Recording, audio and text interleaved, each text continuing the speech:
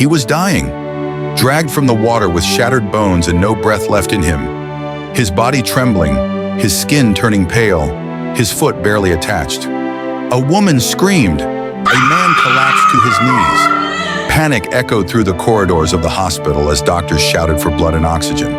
Then a single voice broke through the noise.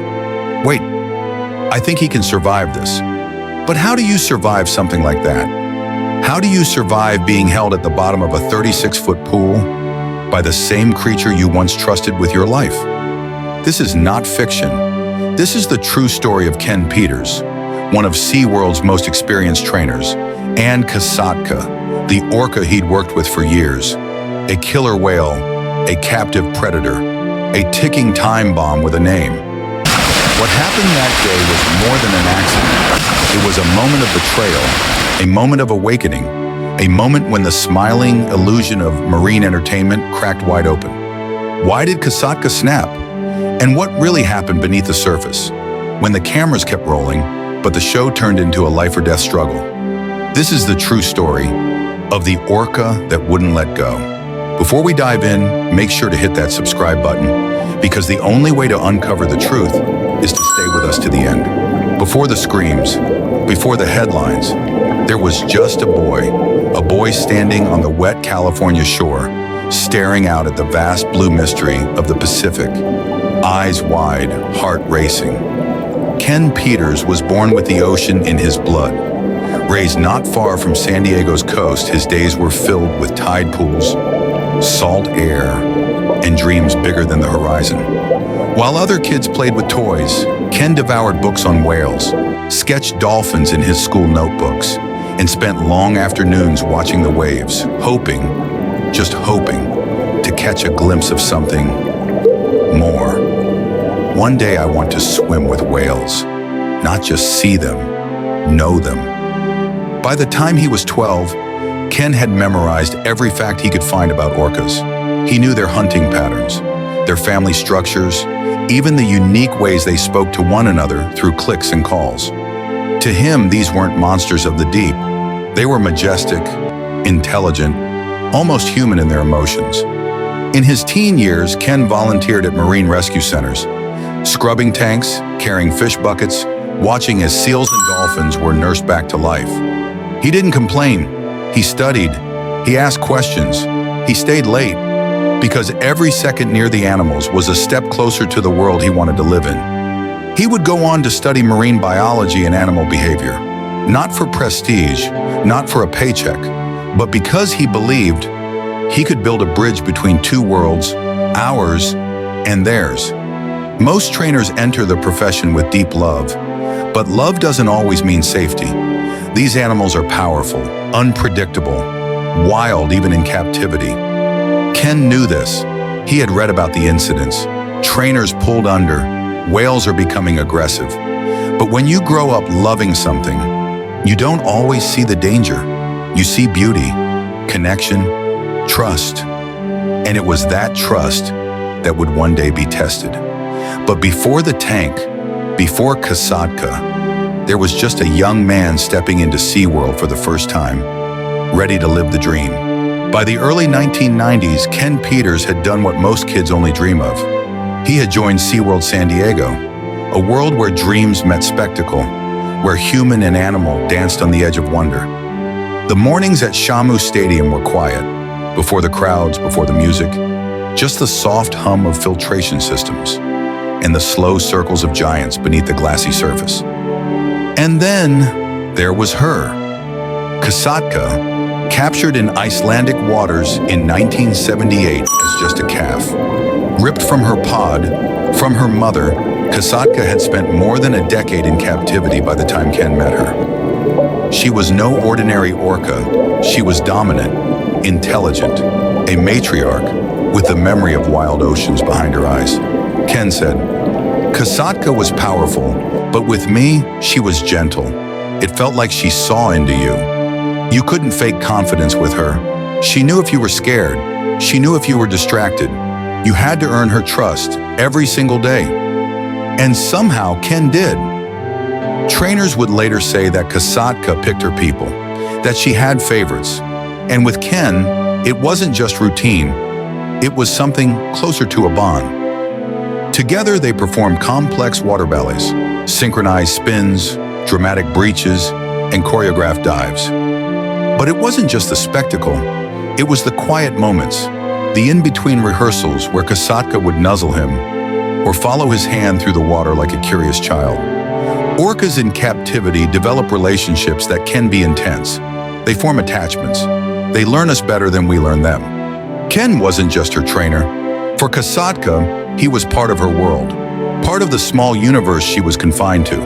But even then, beneath the surface of affection and applause, something ancient stirred. Kasatka's mind was sharp, her instincts intact, her past unforgotten. In her eyes, there was always more than performance. There was history, calculation, memory. For over a decade, they performed together, laughed together, swam in perfect rhythm. But even the strongest bonds can break. And in the stillness of that tank, under the glassy illusion of control, Kasatka, the queen of SeaWorld, was watching, waiting. The connection between Ken Peters and Kasatka had been built over years, but even the strongest trust can tremble. Behind the smiles, the shows, the synchronized swims, there were signs. In 1993, then again in 1999, Kasatka had bitten trainers, small incidents, but warnings just the same. SeaWorld framed them as accidents, miscommunications, but those closest to her began to notice a shift. That same year, Kasatka became a mother. She gave birth to a calf named Takara, and with motherhood came something primal, protective, less predictable. Captivity complicates motherhood. The noise, the confined pools, the separation. In the wild, orcas swim more than 100 miles a day, navigating open oceans with family pods.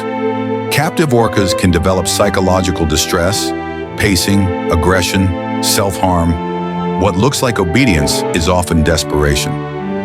Captivity alters the natural behavior of orcas. What seems like training is sometimes trauma in disguise. By 2006, Kasatka had spent over 25 years in captivity. The matriarch was unraveling. Her eyes were no longer soft, her routines erratic, her patience fading. And still, the show went on. It was a packed stadium, families, children, cameras flashing. Ken was in the water with Kasatka, performing the same routine they'd done dozens of times before.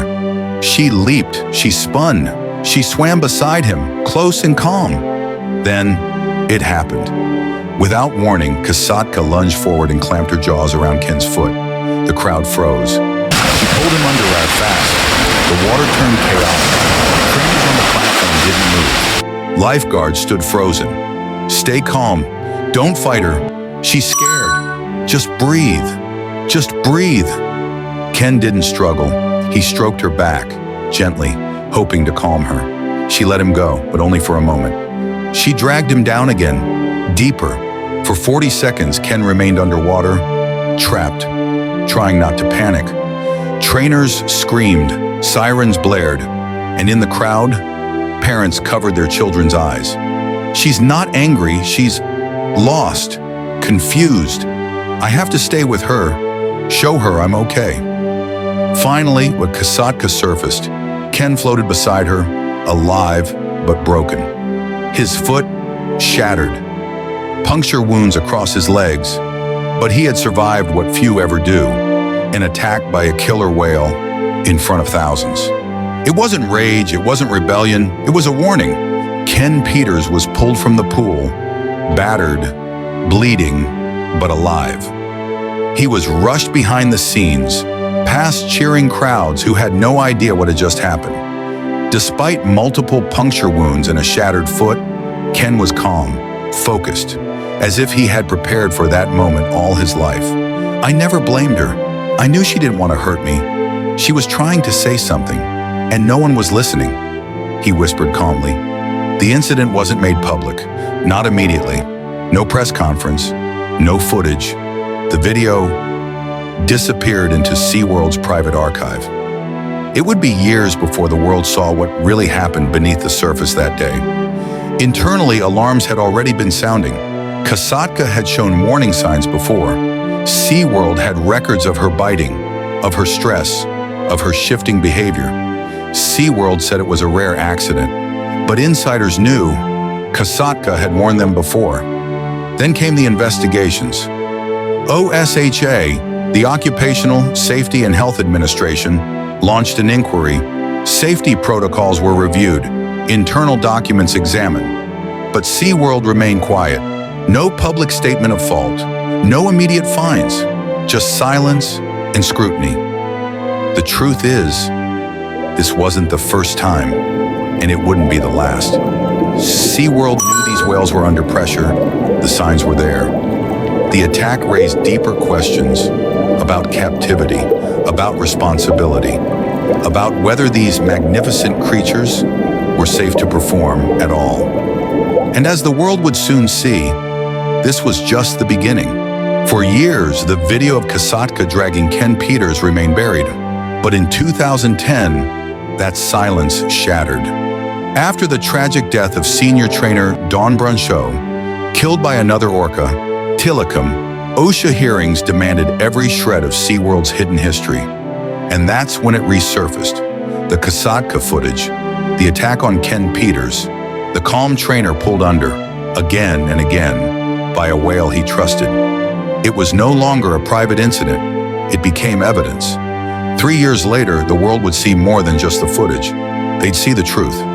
Blackfish, the 2013 documentary that exposed the realities of orca captivity, became a cultural lightning rod. Suddenly, millions were asking, what price are we paying for entertainment? Public outrage ignited. Demonstrators lined SeaWorld gates. Celebrities spoke out. Social media erupted. Hakiwar, free Kasatka, Cha-Cha, justice for trainers. This isn't entertainment, it's torture in disguise. Scientists step forward, bringing with them undeniable truths. Orcas feel, orcas remember. They form bonds deeper than most species on Earth. Kasatka remembered everything. Orcas don't forget betrayal.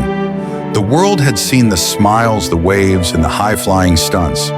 But beneath the surface, there was grief, there was pain, there was Kasatka. Her story was no longer a SeaWorld secret. It had become a symbol of awakening. Kasatka spent her final years behind glass and chlorinated water.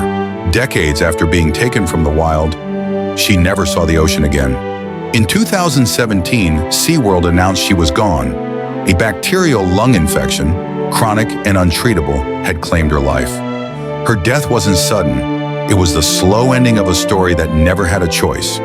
Despite growing calls for her release, despite mounting protests, science, and pleas, Kasatka died as she lived, in captivity. Ken Peters, the man she once pulled under, quietly returned to work. He never gave interviews, never wrote a memoir. But those moments, they stayed with him. People ask how I forgave her, but the truth is, I never blamed her, he said. Some say she was a monster. Others say she was just misunderstood. But in that tank, beneath 36 feet of silence, was a cry for help the world finally heard. How we treat the wild reflects who we are. SeaWorld ended its orca breeding program in 2016. The debate over marine captivity continues, in memory of Kasatka, and the voices beneath the surface. If her story moved you, don't let it end here. Speak out, share the truth, support sanctuaries. Every voice matters, even the ones we can't hear. It's time to choose compassion over captivity.